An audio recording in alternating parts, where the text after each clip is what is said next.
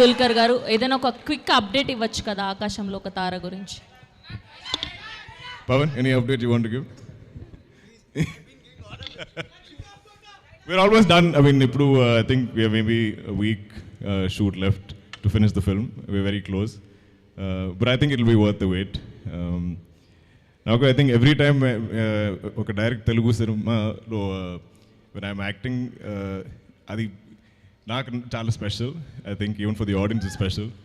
So ఇప్పుడు ఏ cinema I think script విన్నప్పటి నుంచి అంత ప్రెషర్ ఉంది నాకు to deliver to give a film that will not become a classic but will survive last time.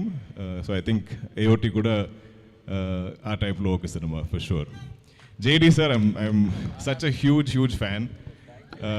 I don't know how many times I've watched Satya. I'm like, for me, just I think last week we met, we got to spend some time together in Bombay. Apukoda, I was like, I'm looking at him like a fan. So this is very, very special to me.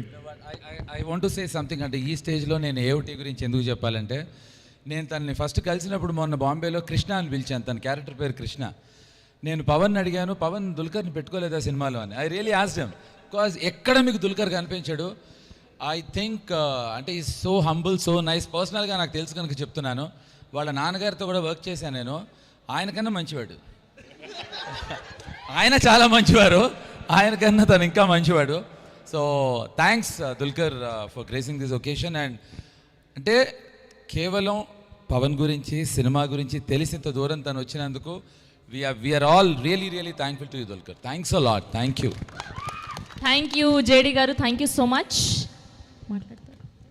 Thank you to all the media. Thank you to all the audience. So May 1st నా థియేటర్స్లో కలుసుకుందాం. Today RPR was our Vamshi Shekhar event by Shreyas Media. Thank you so much and all the very best to the whole team.